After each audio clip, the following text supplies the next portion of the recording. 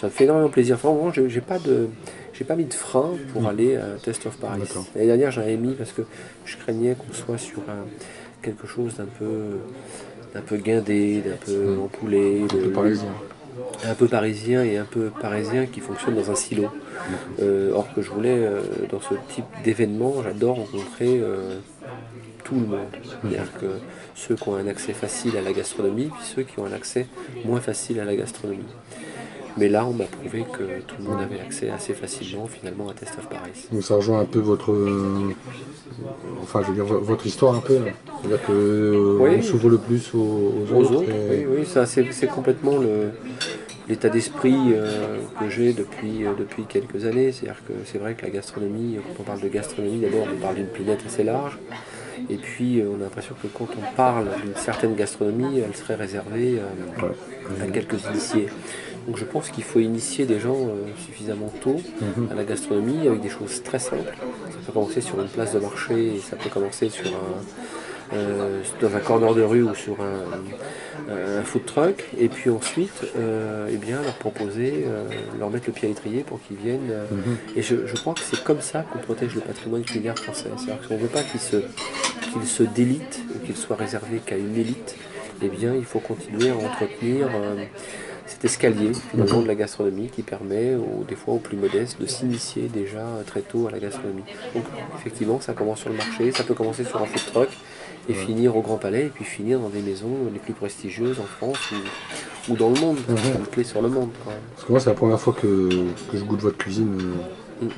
Vraiment, en VIP. J'ai eu l'impression de faire le tour du monde dans une capsule intersidérale. Et où des tas de techniques, des tas de produits sont en équilibre, que ça en donne presque le tournis, quoi. Je sais pas, il y a des choses qui sont étonnantes, où même en étant de la profession, on ne réussit pas à déterminer d'abord ce que c'est et comment il a fait. Donc, et ça, est-ce que vous comptez par exemple le dévoiler sur test ou pas? Oui, on dévoile toujours les choses, on n'a pas de secret. Nous, on essaie de montrer qu'il n'y a pas de complexité là-dedans. C'est-à-dire qu'à un moment donné, il faut essayer de faire des choses un petit peu innovantes pour ne pas essayer d'être dans la copie. Je pèse mes mots en disant cela, mais la cuisine n'a pas tellement évolué depuis le XVIIIe siècle. Elle a changé de posture. On est passé du plat à l'assiette, en gros. Mais si on prend Archestrate, l'Antiquité grecque, Carême, Gouffet et Escoffier, théoricien de la cuisine, on se dit elle n'a pas tellement évolué. Donc pour qu'elle évolue, il fallait faire un petit peu ce qu'a écrit Escoffier en disant la cuisine sans cesser d'être un art soumettra ses formules trop souvent empiriques à la science et d'essayer d'avancer un petit peu sur des terrains qui n'avaient pas été explorés. C'est toute la complexité de ce travail et en même temps en gardant à l'esprit le produit et l'essentiel du produit. Donner un nouveau confort de dégustation au produit sans jamais embrouiller le goût originel. C'est tout le travail d'équilibriste qu'il faut faire en cuisine. Alors, moi je crois qu'il faut faire ça comme ça, parce que je crois qu'il faut prendre des risques. C'est pas parce qu'on taille une terrine de foie gras dans le sens de la longueur qu'on devient un designer culinaire. Et c'est toute la problématique de ce métier. Et puis, la mode copie, c'est toujours difficile parce que très souvent, y compris moi d'ailleurs, on se construit dans la cuisine d'un autre. Une fois qu'on s'est construit dans la cuisine d'un autre, qu'est-ce qu'on fait? Alors on ressort éternellement ces vieux cahiers de recettes qu'on remasterise de temps en temps et puis on essaye de suivre les tendances. Moi j'ai choisi le risque par moment d'aller explorer des choses que d'autres n'avaient pas explorées. Alors certes, mais je le vis mieux comme ça que de rester sur des choses qui avaient déjà largement été vues. Puis après, je voulais éviter aussi dans le schéma de la posture. Est-ce qu'il fallait être hispanisant à une époque, bien que je me suis beaucoup intéressé au travail sur l'Espagne, et puis tout d'un coup devenir nordique sous prétexte qu'on aurait tous dû aimer les pots de fleurs, les assiettes en terre cuite et les légumes crus. Je ne suis pas convaincu non plus. Passer au barbecue. Donc voilà, je crois qu'il faut choisir un cap, il faut s'y tenir. Il y a souvent des vents contraires, il y a des vents pour, des vents contre, mais il faut se tenir à son identité de cuisine. Alors est-ce qu'elle séduit tout le monde? C'est toujours plus compliqué à définir, mais je crois que ça évite la copie. Et tous les jeunes collaborateurs qui travaillent avec moi le ressentent comme ça. Souvent quand on fait des essais, on fait de véritables essais. J'en ai vu pour preuve la semaine dernière, on dit on va faire des soufflés. Donc tout le monde était capable de sortir des soufflés absolument merveilleux, au chocolat, à la vanille, à la pomme de terre, tout ce que vous voulez. Et puis on s'est dit maintenant on veut des soufflés sans blanc d'œuf. Ah oui. Alors là on s'est dit ben non c'est pas possible. Pourquoi c'est pas possible? Et là finalement il n'y a qu'un physico-chimiste qui peut vous aider à dire mais non la physique nous permet d'aller trouver des albumines ailleurs, des textures ailleurs qui vont faire un soufflé sans avoir de produit de substitution. Et c'est intéressant. Mais là, il faut faire un véritable cahier d'essai pour avancer. Et là, vous créez. Et c'est toute la difficulté. Par exemple, quand on disait ah oui, non, mais ces recherches en cuisine amènent des produits de l'industrie. C'est complètement faux. C'est-à-dire qu'aujourd'hui, on sait très bien qu'une pectine de poire, ce que vous avez là, avec de l'eau minérale riche en magnésium, eh bien, la gélification se fait instantanément. Voilà, il n'y a pas besoin de rajouter de gélatine alimentaire, pas d'agar-agar, pas de produits texturants. Vous voyez qu'il faut chercher. Il faut chercher, il faut s'assurer ces 80% de base connues de la cuisine, cette maîtrise du geste, cette maîtrise du feu, cette maîtrise du temps. Et une fois qu'on a les bases de cette cuisine, finalement, être capable de sortir du cadre. Des fois, mieux y rentrer d'ailleurs. Moi, j'adore travailler le lièvre à la royale. Voilà, il n'y a pas plus classique ou le Wellington beef. Ça m'amuse beaucoup de faire ce genre de plat. Mais vous le déclinez autrement, c'est-à-dire que vous le déclinez Pas forcément. Je l'ai adapté en volume, ouais, mais je ne l'ai pas peut-être aux techniques. Et aux techniques, parce qu'aujourd'hui, on est capable de piéger des saveurs qu'on ne savait pas faire. Transformer le collagène. Transformer les collagènes par les cuissons, mais il y a aussi toute une approche de capture du goût et de ces molécules de saveur qui sont intéressantes. Il ne suffit pas de parler de cryoconcentration en mettant des bols de soupe au congélateur. C'est pas ça la cryoconcentration. C'est bien plus technique et technologique que ça. Mais par contre, effectivement, dans la cryoconcentration, vous allez être capable de piéger des saveurs, mais il suffirait de mettre sur une casserole, par exemple un alambic en verre, pour récupérer toutes ces molécules de saveur. Alors que ça sent bon dans la cuisine, c'est pas bon signe finalement. Ça manque dans le plat. C'est ce que je dis à mes élèves. Donc, et moi, de ce quoi je parle en cuisine ou en pâtisserie ou en boulangerie, c'est cette capacité à innover et oser franchir une petite frontière de l'innovation qui, elle, n'est pas dans le copyright. Et c'est vrai que c'est difficile. Alors, on a souvent dans ce type de démarche raison trop tôt, et c'est d'autres qui profitent de ce type de recherche, et c'est pour cela qu'on a sorti nos essais depuis 10 ans, dans le cadre d'une chaire universitaire. On nous avait promis que ce serait une chaire universitaire espagnole, et puis italienne, et puis danoise, et aujourd'hui la chaire universitaire mondiale de la gastronomie, elle est à Orsay. Donc aujourd'hui, vous avez environ 15 enseignants-chercheurs, plus 2 thésards, qui sont à Orsay et qui travaillent sur quelle gastronomie pour 2050. Et déjà, dans le travail de cette quelle gastronomie pour 2050 avec Raphaël Aumont, on est capable de voir ou de pressentir ce que va être cette gastronomie. Alors, est-ce qu'elle est liée à la technique ou à la technologie, ou elle sera simplement posée sur une ou deux problématiques? La problématique sera l'eau. Donc l'eau va nous faire réfléchir sur notre agriculture, donc notre agriculture sur notre gastronomie. Donc, le circuit évident du circuit court, de manger mieux mais manger moins, etc., ça va être une évidence pour ces années 2050. Donc parce que c'est de la survie, ce sera de la survie environnementale. Donc la gastronomie va forcément se modifier par rapport à ça. Mais là où la gastronomie française est forte, c'est qu'elle a des bases solides de savoir-faire, comme une gastronomie chinoise ou comme une gastronomie japonaise. Elles ont des bases, et quelles sont ces bases? Elles sont assez simples. Pardon? Parce qu'elle est précurseur de... Bien entendu. Elle n'a pas voulu le voir à un moment donné, parce que ça les a... Vous savez, le monde de la gastronomie est un monde qui vit dans un univers fantasmé, en permanence. Ma grand-mère faisait. Si je vous dis, vous voulez une tarte aux pommes moléculaire, vous allez me dire, qu'est-ce qu'il y a dedans? Qu'est-ce qu'il y a dedans? Alors vous allez me dire, qu'est-ce qu'il y a dedans? Si je vous dis, ma grand-mère vous a fait une tarte aux pommes, vous allez me dire, c'est formidable. Or vous ne savez pas si ma grand-mère est empoisonneuse de la mode Beuvron. Mais vous me faites confiance. Et c'est tout ça. Donc on ne veut pas voir les choses, or que la gastronomie française a toujours été une gastronomie qui avait de l'avance parce qu'elle avait un savoir-faire. Quel était ce savoir-faire? Il est simple, il est, premièrement, de savoir donner de la valeur ajoutée à des produits simples. Mettre du caviar sur une langoustine n'a jamais fait un grand cuisinier. Par contre, savoir donner de la valeur ajoutée à un œuf, ça fait de grands cuisiniers. Et puis deuxième chose, qui est largement aussi importante, si ce n'est plus, c'est la maîtrise du geste. Coupe juste, goût juste. Alors on dit, mais c'est les Japonais qui concernent, pas du tout. C'est l'écuyer tranchant. C'est la fin du 19e, début du 20e siècle. Maîtrise du feu, maîtrise du geste, maîtrise du feu, maîtrise du temps. Trop tôt c'est trop tôt, trop tard c'est trop tard. Ou c'est trop cuit, ou le client est parti. Donc, une fois que vous avez ce ternaire, ces piliers, ces fondamentaux, vous faites un peu ce que vous voulez. Mais dans combien de cuisines vous trouvez ça dans le monde? Grand maximum 3. La cuisine chinoise, la cuisine japonaise et la cuisine française. Donc, pourquoi on s'entend aussi bien avec les Japonais? C'est parce qu'on est sur les mêmes valeurs. Valeur de sourcing du produit, valeur de saisonnalité, valeur de maîtrise du geste. Et c'est vrai ce qu'on retrouve dans nos maisons. Et à chaque fois, je suis stupéfait d'aller dans des démonstrations de cuisine et de voir qu'il n'y a pas un couteau qui coupe, qu'on sait plus lever un filet de sol.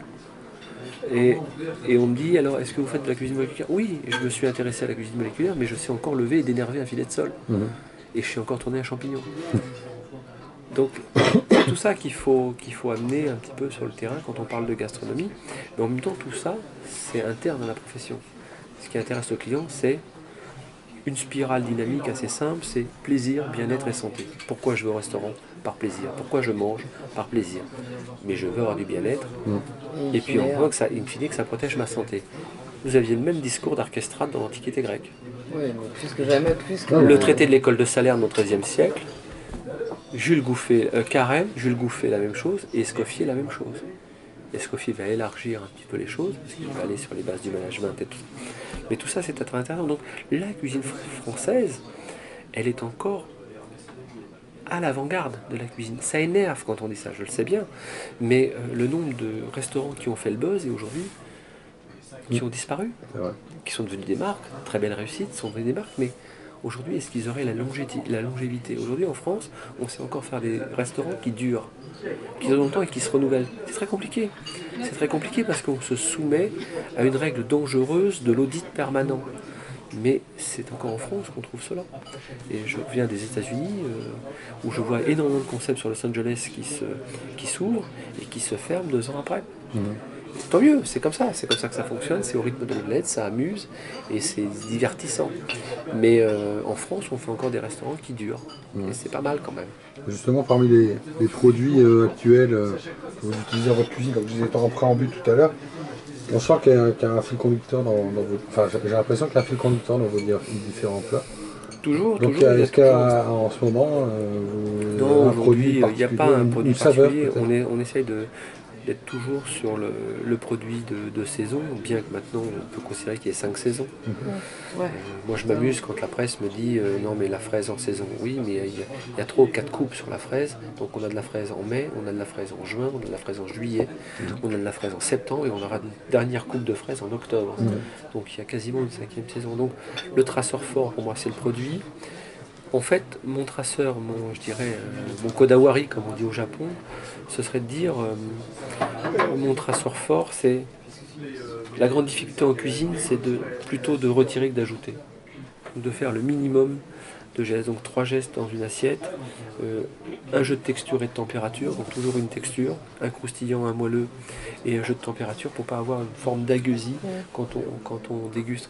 Et beaucoup de subtilité parce que finalement, quasiment rien n'est transformé à l'avance. Alors ce qui est drôle, c'est quand les gens viennent en stage chez nous, ils disent c'est possible, comment vous faites? Effectivement, on assemble, on prépare un certain nombre de choses, mais tout est assemblé à la minute. Et quand quelqu'un de la presse me disait oui mais est-ce que vous utilisez tel ou tel produit? Je dis mais venez voir, vous allez voir comment on fait une gélification chez nous.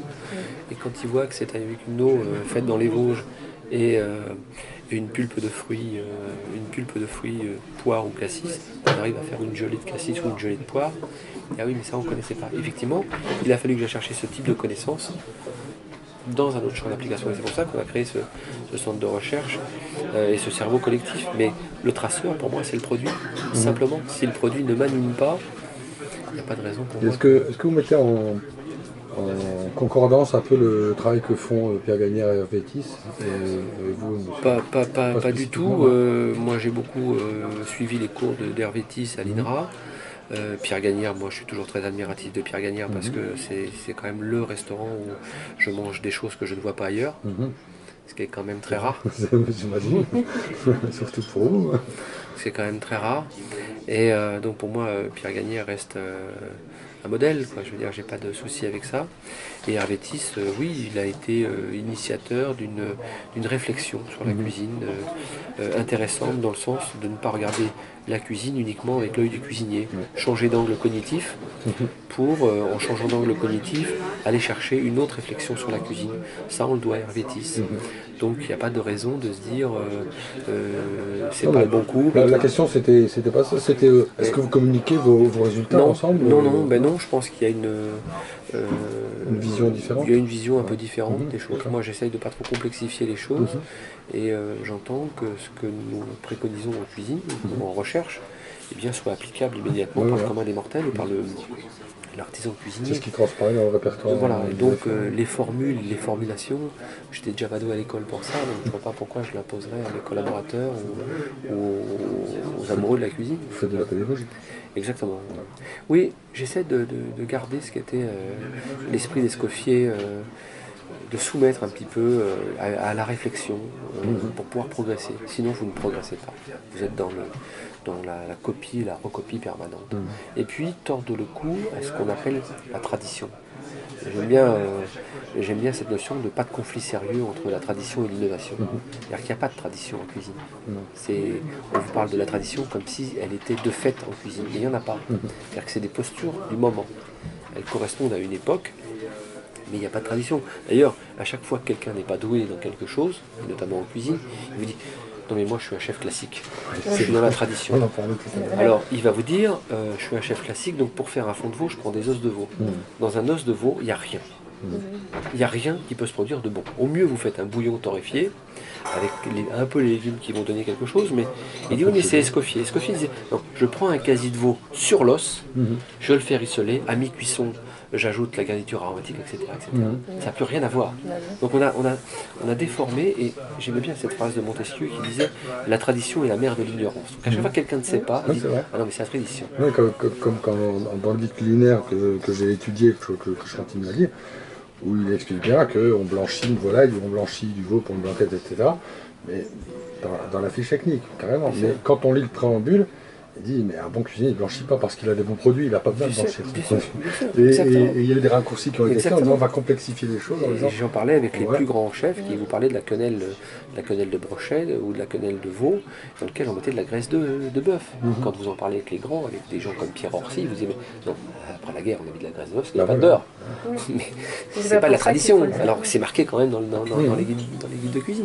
Donc il faut faire la part des choses et puis s'adapter au moment dans lequel on est. Et aussi la traduction culturelle aussi, comme vous dites, la connaissance historique précise par rapport à une technique qui a été codifiée à un moment donné ou qui a été réinterprétée à un autre moment, ça a des explications historiques. Pourquoi est-ce qu'on mettait 500 grammes de sucre dans une crème anglaise pour un litre et qu'aujourd'hui on est à 100 grammes parce que c'est un nouveau produit, parce qu'on était content d'avoir du sucre et qu'on s'est aperçu que le sucre pouvait devenir un véritable poison. Complètement. Et ben justement, parlant de santé, chef, la cuisson vapeur, vous l'utilisez sèche ou humide? Humide. Humide et à couvert. Les vapeurs sèches, je m'en méfie toujours un petit peu, je trouve qu'elles attaquent vraiment le produit et les saveurs, et ces molécules de saveurs, qui sont quand même somme toute assez fragiles. Donc plutôt des cuissons vapeur.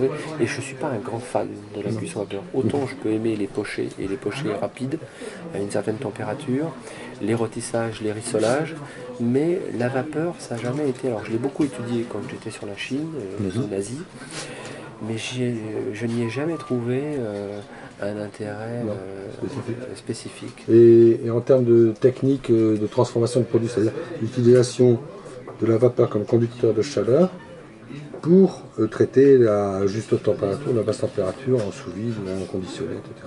Non, moi la cuisine qu'on appelle gentiment basse température maintenant, c'était pour déguiser la cuisine sous vide.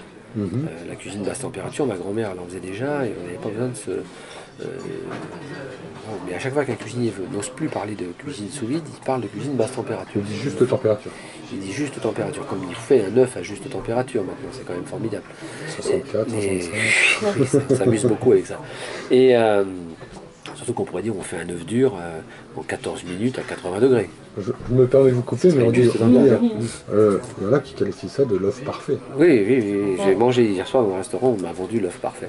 Bah moi j'en ai fait avec mes élèves et ils trouvent ça vachement facile à faire, Bien et sûr. mieux qu'à faire qu'un œuf poché. Hein. C'est né quand même des bains des onzen japonais dans lesquels on amenait son casse-croûte. Et voilà.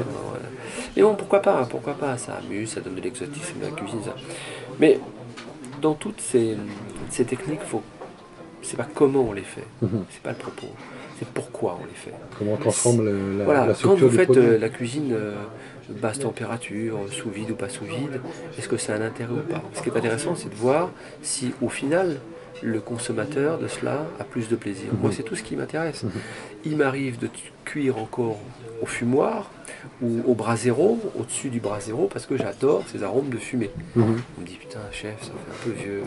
Vous pourriez rajouter un sel comme ça, un sel comme ça. Je dis, mais ça, j'aime bien.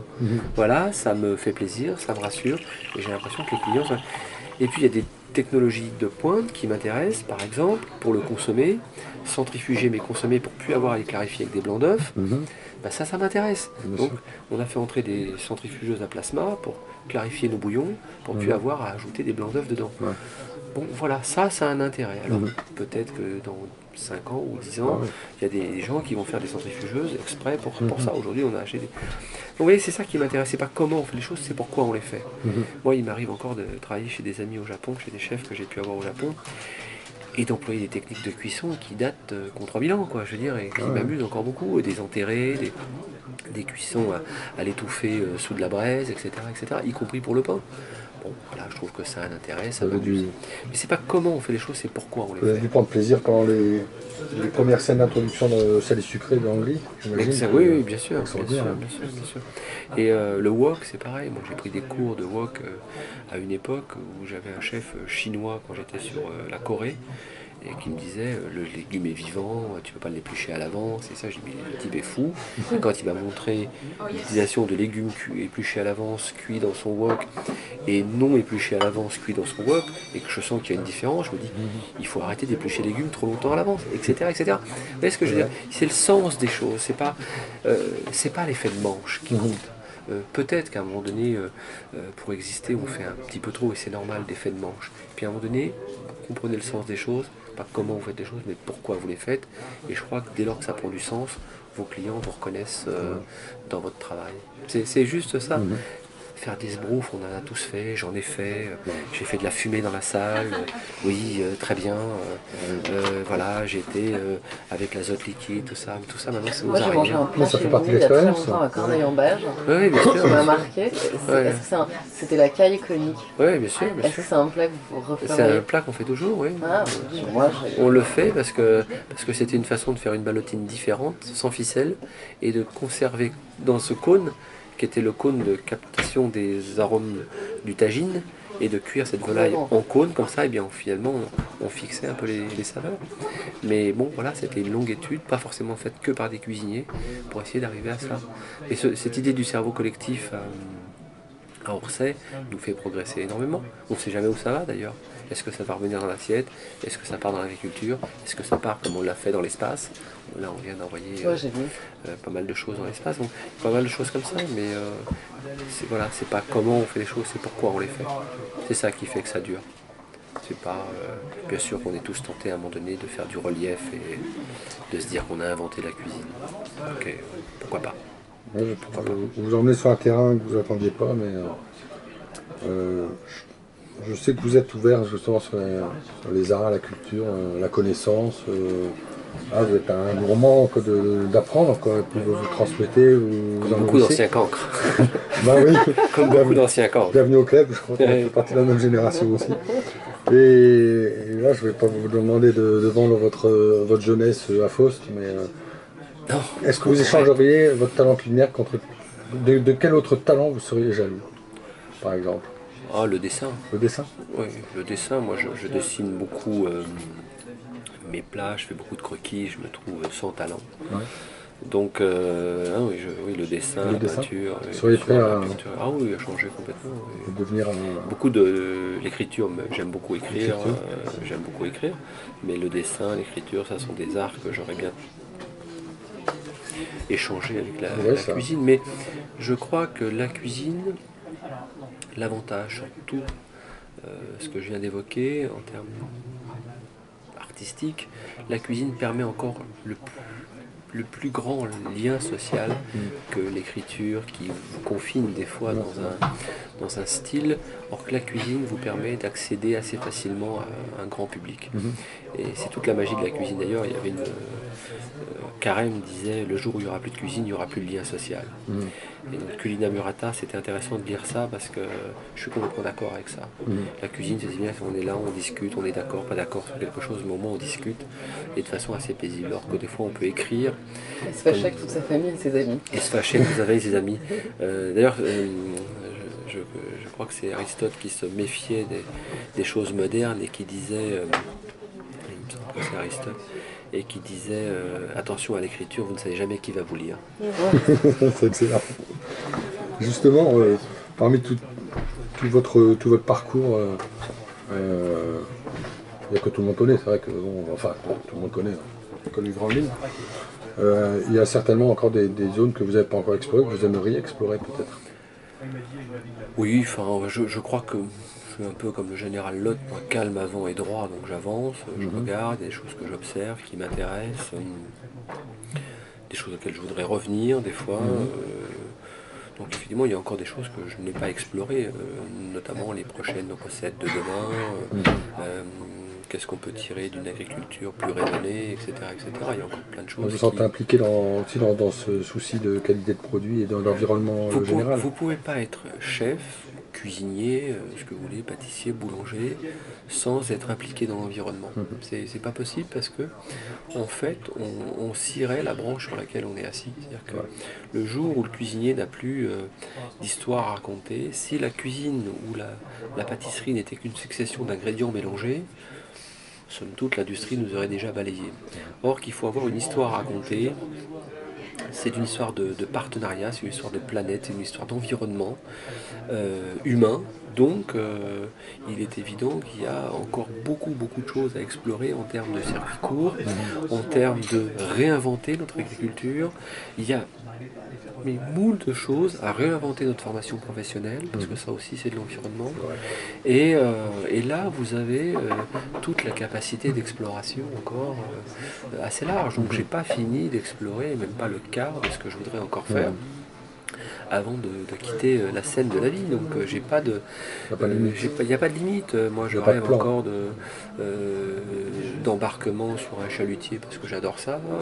Je rêve de voyage parce que j'adore ça. D'aller rencontrer des agriculteurs qui, à une époque comme nous l'avions fait, nous avions réimplanté l'élevage de l'agneau de Pauillac dans une agriculture raisonnée. Enfin, il y a énormément de choses pour le cuisinier à faire. Le cuisinier, il a cette chance-là d'être une forme de buvard. D'aller là où bon semble envie d'aller, là où il a envie d'aller, et d'explorer des parties, des segments de son agriculture, de son environnement assez largement. Donc, moi, j'ai pas fini. Quand je découvre la science, par exemple, depuis quelques temps, je me dis, mais c'est génial, pourquoi j'ai pas pensé à ça plus tôt quand je vois ce qu'on était capable de faire avec Orsay ou avec Harvard à une époque. Je me dis c'est juste formidable, sur les cryos, sur ci, sur ça, donc tout ça pour le bien-être de tous. Voilà, c'est formidable. Le métier de cuisinier est un métier formidable et qui, si on est un peu sérieux, on peut être un explorateur en cuisine. Il suffit pas. Moi, je me souviens on me dit, oh, les chefs sont quand même des aventuriers. Il n'y a pas beaucoup d'aventuriers en cuisine. En général, quand ils sont allés au Japon, ils ont fait Tokyo, Kyoto, Osaka. Hein, ils n'ont pas fait ni le nord ni le sud. Donc, quand ils voyagent en business et dans des conditions, dans des bons hôtels. Donc, il n'y a pas beaucoup d'aventures, mais il y a encore des aventures à mener et surtout des aventures environnementales. Ça, c'est ce que je crois. Et ça, est-ce que vous pensez que c'est une prise de conscience qui est commune à la profession, ou bien vous êtes que quelques-uns à le penser vraiment, et pas seulement dans un sens de business, c'est-à-dire on va parler environnement parce qu'en ce moment on parle environnement. C'est vrai qu'il y a toujours cette envie d'absolue nécessité. Moi j'évite de parler avec une langue de bois, quoi, je veux dire. Il y a toujours cette envie de chasser un peu le marketing, de faire attention à ce qu'on dit. Moi je suis toujours étonné quand on me dit ah oui non mais je peux t'appeler, oui bah passe pendant attaché de presse. Attaché de presse, je leur dis mais vous n'êtes pas mes attachés de presse, j'ai pas besoin d'attaché de presse, les gens ont mon portable, ils m'appellent directement. C'est des métiers des fois qui se sont empoulés un petit peu et on s'invente. Moi je vois bien des vies qui se sont calibrées, qualifiées, quelles chaussures on met, quelle montre on va mettre, qu'est-ce qu'on va dire, qu'est-ce qu'on va pas dire, comment. Ah oui, vous connaissez ça aussi bien que moi, mais les éléments de langage, c'est formidable. Alors maintenant vous dites, ah non, dis pas ça, il y a des éléments de langage à avoir. Attendez, je me sorte la fiche d'éléments de langage de texte. Les mecs oubliés. On fait de la cuisine. On est des cuisiniers. On n'opère pas les gens du cœur. On va pas sauver la planète. On voudrait bien, mais on va pas le faire. Donc voilà, un peu d'humilité quand même, quoi. Un tout petit peu d'humilité. Mais vous vous rendez compte, chef, que vous êtes quand même un des rares à faire ce que vous dites quand même. Oui. Non, mais objectivement. Oui, parce que j'ai plus le choix. Enfin, je veux dire, j'ai pas de temps à perdre. J'ai failli dans les années 80 le perdre définitivement le temps. Donc maintenant je me dis il faut avancer. Alors les gens qui vous aiment, les gens qui vous aiment moins, mais vous dites les choses. Vous pouvez débattre sur cette planète sans vous haïr, c'est possible. Et que bon je fais les choses comme je les crois justes dans la formation professionnelle, dans mon métier. Je peux regarder un client en face en lui disant voilà ce que j'ai mis dans votre assiette. Voilà, tout va bien quoi. Mais à un moment donné, il y a par moment dans l'environnement de ce métier, des lourdeurs, des effets de manche. On se retrouve des fois dans les tragédies de Molière. Je veux dire, c'est le bourgeois gentilhomme. C'est le bourgeois gentilhomme. Et c'est drôle. Il faut en rire. Il faut en rire. Mais quand on venait me dire de temps en temps, attention, on va te donner des éléments de langage, je dis, ça va aller. Je vais faire attention à ce que je dis. C'est ce qu'on expliquait pendant le repas, moi j'ai ressenti comme ça, quand moi j'ai commencé le métier à 17 ans dans les années fin 70, c'était la pire catastrophe qu'on pouvait annoncer dans sa famille. Bien sûr. Et aujourd'hui on est vu comme des gens qui avons réussi notre vie d'une façon formidable et qui avons bien choisi. Et je vois des gens qui viennent me dire j'arrête HEC pour faire de la cuisine. Et quand ils vont se rendre compte de ce qu'est notre métier, et c'est un métier formidable, je le reconnais. C'est un métier qui vous permet de vous ouvrir aux autres si vous acceptez de vous instruire. Si vous acceptez de se faire ce métier intelligemment, c'est un métier formidable. Si vous ne le subissez pas, c'est un métier formidable. Mais on a beaucoup d'appelés et peu d'élus. Et peu d'élus. Donc il faut faire en sorte de transmettre le maximum de connaissances pour ceux qui suivent et la même chance que nous de pouvoir s'épanouir dans ce métier. Et c'est vrai que c'est un métier formidable, diamétralement changé. On n'est plus dans le cancre qui avait raté ses études, qui avait le choix entre un apprentissage en boulangerie ou un apprentissage en cuisine, mais vers des gens qui ont choisi, d'aller vers ces métiers. Donc ça a changé un petit peu. Mais mon Dieu, gardons les pieds sur terre. Ce sont quand même des métiers de l'artisanat.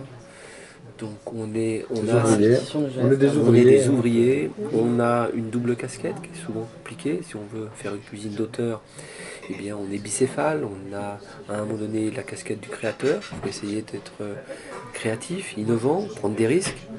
Et puis la casquette de l'artisan, et toutes ces créations qu'on a faites, il faut les dupliquer un certain nombre de fois, comme un ébéniste, comme un menuisier, comme un fondeur. Donc c'est comme ça, et il faut l'accepter, et il ne faut pas non plus l'extrapoler en se disant, parce que je me donne un peu de relief à la John Wayne, que je vais exister en tant que cuisinier. Non, mais c'est dommage de voir des fois des personnalités qui, somme toute, auraient beaucoup de talent en cuisine, et qui en ont probablement beaucoup, et qui, sous les prétextes de se faire un habit de lumière, inventent des choses qui n'existent pas, quoi. Je veux dire, c'est dommage.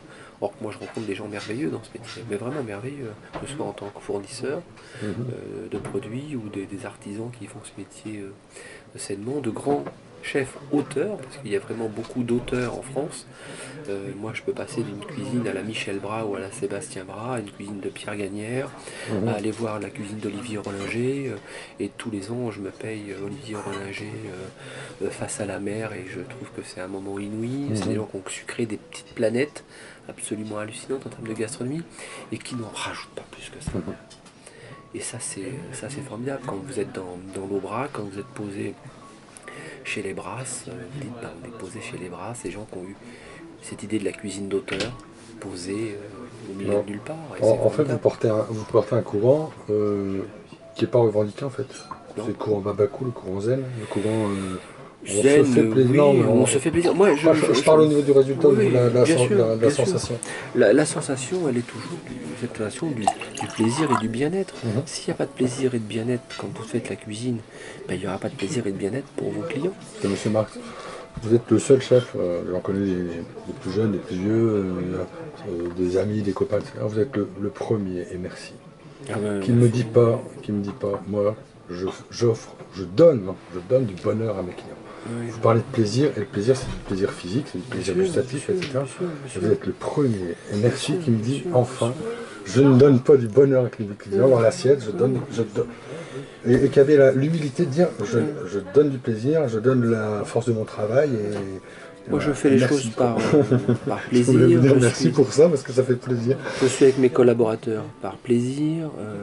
Les gamins qui travaillent avec moi ici sont des gens qui sont là par plaisir. Évidemment pour leur rémunération, pour leur épanouissement. Voilà, y a l'élévation aussi. Voilà, c'est pas, ils sont dans l'épanouissement, on essaye de vivre ça ensemble. Et encore une fois, on ne perd pas les gens du cœur tous les matins. Donc voilà, il faut être beaucoup plus décontracté. Puis on descend d'échelle à chaque service. Bien sûr. Et bon, il y a des jours où ça se passe très très bien, des jours où ça se passe un peu moins bien. Il faut... Mais ce pourquoi je milite, surtout je leur dis, mais prenez aussi des risques. Si vous faites la cuisine du voisin, ça va devenir très ennuyeux. Soyez vous-même, revendiquez votre identité, apprenez les codes, apprenez à respecter les codes, et ensuite vous pourrez en sortir. Et c'est ce qu'on fait quand on apprend ce métier, on apprend à respecter les codes. D'ailleurs, ce que vous faites très très bien, quand je lis ce que vous faites, et ce que je visionne ce que vous faites, apprenez le geste. Pourquoi je tourne un légume? Ah, c'est has-been de tourner un légume. Non, ça vous apprend un geste, gauche sur droite, droite sur gauche. Ça vous apprend une latéralité. Et un légume tourné, c'est meilleure éducation. C'est un confort de dégustation que vous avez sur un légume. On peut dire que vous allez mettre les parures à la poubelle. On peut pas dire ça. Vous allez pouvoir faire une rançon et vous allez donner de la valeur ajoutée à un produit. C'est ça le métier. C'est ça apprendre les bases. C'est ça apprendre les fondamentaux. Une fois qu'on les maîtrise, la page se noircit toute seule. On apprend à rouler à vélo, on peut faire le tour du quartier ou le tour du monde. Exactement. Et des rustines quand même. Il ne faut quand même pas être trop optimiste. Oui, puis du renouvellement, de la remise en condition, etc. Mais vous ne pouvez pas croire que ce métier serait fait de labeur. Alors après, moi je croise maintenant des chefs qui sont des élus du divin. Vous dites, bon... Des autodidactes. Oui.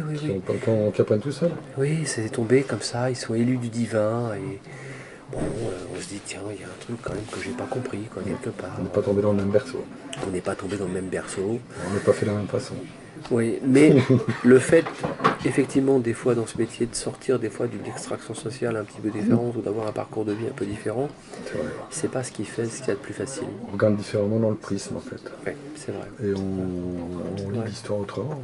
Et c'est pour ça que je ne vous cacherai pas que dans le cadre de Taste of Paris, où je suis vraiment très heureux et très fier d'avoir été convié, vraiment.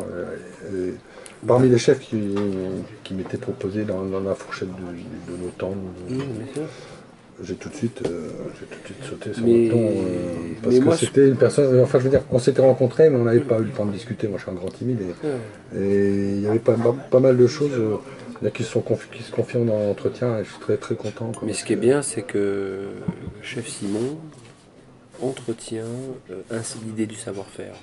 Et ça, c'est important parce que je vois trop de gamins qui aujourd'hui arrivent dans nos métiers, trop de personnes en disant mais voilà, un couteau pas affûté, c'est pas grave, une planche dégueulasse, c'est pas grave, un poste de travail en vrac, c'est pas grave, du moment que je montre mes tatous, non, c'est pas ça.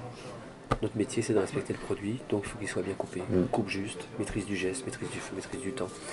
Et ça, à chaque fois qu'on vous lit, qu'on vous regarde, on se dit, ouais, si on lui parle d'une pomme tournée, il sait ce que c'est. Si on parle d'une pomme à l'anglaise, il sait ce que c'est. Si on parle d'une sauce émulsionnée à chaud, il sait ce que c'est. Et il explique déjà les bases. Ce qui permet aux gens de s'épanouir sainement. Peut-être pour ça que ça dure. C'est vrai. C'est peut-être ça l'idée. Ben oui. Bah, on a vu des choses très éphémères. Quel honneur. Je vous en prie, en tout cas je vais vous abandonner. Est-ce que ça, sans faire la groupie, mais un petit peu quand même, non, mais ça ne vous dérange pas qu'on se prenne une photo? Ah mais pas du tout, non, on va le faire. J'en serais ravi. Une ou une rafale. C'est pas compliqué. Et est-ce que vous serez le 11 et le 12 Ah mais je suis sur le tout le temps. On aura l'occasion de se... Ah, avec Samuel. Merci chef. Qu'est-ce qu'il est gros ce patron? Ah ouais, moi j'ai pareil. Avec Dark Side of the Moon. Ah, j'ai oublié de vous demander. Ah, Pink Floyd. Vous demandez Bah voilà. votre musique favorite. La double, juste. Est-ce que vous écoutez? Alors c'est drôle parce que il y avait une question, est-ce que j'écoute de la musique en cuisinant? Oui. J'adore les voix. Ah. Et c'est vrai que les œuvres de Catalani, j'aime ça. L'art lyrique, j'aime beaucoup. Mais j'aime aussi les oratorios, et notamment les oratorios de Handel. Ça, j'aime beaucoup en cuisinant. Et puis, il y a des vieux standards de voix que j'aime beaucoup, qui ont marqué mon histoire de vie. La voix de Piaf me touche beaucoup. Et puis les Stones, parce que j'ai eu une histoire à un moment donné avec les Stones et la chanson Angie des Stones. Donc on est pas mal à avoir eu des histoires. Oui, c'était oui. Il y a du vécu quand même. Il y a du vécu là-dessus.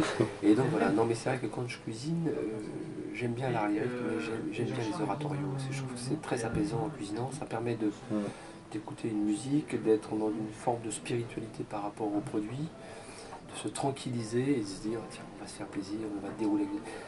Ce sont des moments, c'est un peu mon satori.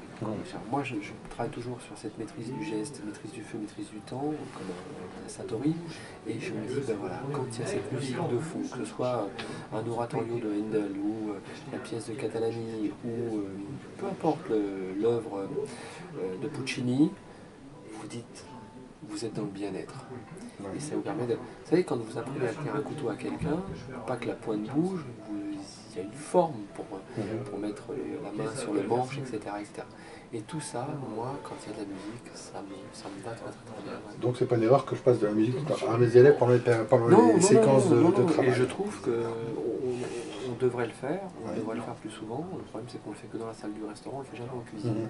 Et souvent, les gens de presse qui viennent dans nos cuisines me disent mais quel silence dans votre cuisine. Ce qui m'embête dans ma cuisine, c'est le bruit des extractions. Moi j'ai un vrai problème avec la pollution par le bruit. Ça date de quelques années, après quelques soucis, mais donc j'ai une vraie... J'aime pas le bruit. Et le bruit pour rien. Et je trouve qu'on devrait passer de la musique en cuisine pendant le service. On ne le fait pas parce que les moyens techniques ne sont pas encore opérants là-dessus. Mais ma prochaine cuisine, mon prochain restaurant, dans ma cuisine, il y aura de la musique. Parce qu'on a besoin d'apaiser les collaborateurs. Vous vous rendez compte, ils ont entre 18 et 25 ans. Regarde le stress qu'on leur fait vivre. On a 2 heures pour passer dans un entonnoir. Donc si on a une espèce de mec gueulard à fond qui dit moi j'ai tout inventé, donc c'est ma cuisine qu'on fait, qui terrorise tout le monde, donc il faut apaiser tout ça, un petit peu comme ce qu'on retrouvait dans les fabriques de cigares. C'est de la musique et des gens qui vous énoncent des vers en permanence quand vous travaillez. Et je trouve que ça c'est intéressant. Ça n'a pas encore été fait, mais moi je vais le faire. Je le fais dans mes écoles et je l'ai fait pour des personnes qui étaient dans des situations un petit peu compliquées. Et pour passer les cours et leur faire découvrir cette sensibilité à l'audition. Parce que quand on parle de cuisine, on oublie toujours de parler des sens, mais un chef, il finit par fonctionner à 360 degrés.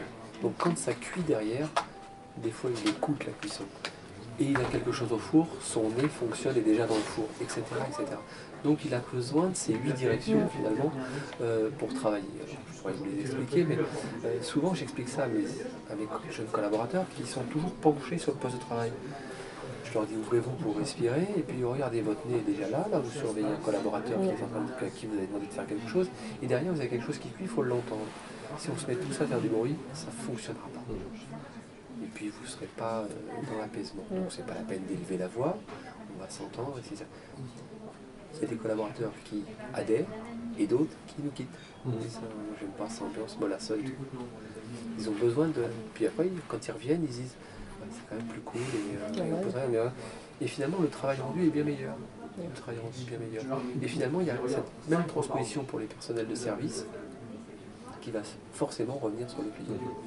On peut se tromper, mais quand vous avez l'air apaisé et disponible pour le client, finalement, et si en plus vous avez l'air apaisé et disponible pour le client, et c'est la même chose pour le personnel de service, quand le personnel de service revient en cuisine, il est apaisé. Chef, on a fait une erreur, comment on la répare?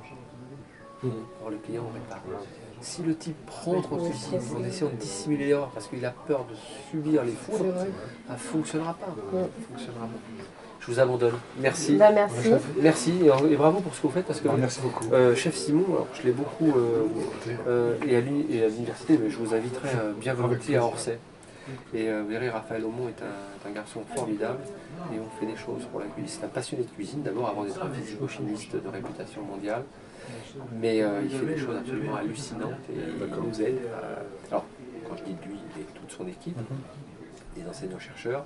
Et puis, on a 2 thésards aujourd'hui qui travaillent sur quelques cuisines pour 2050. Et déjà, on découvre des choses qui vont être intéressantes pour cette planète.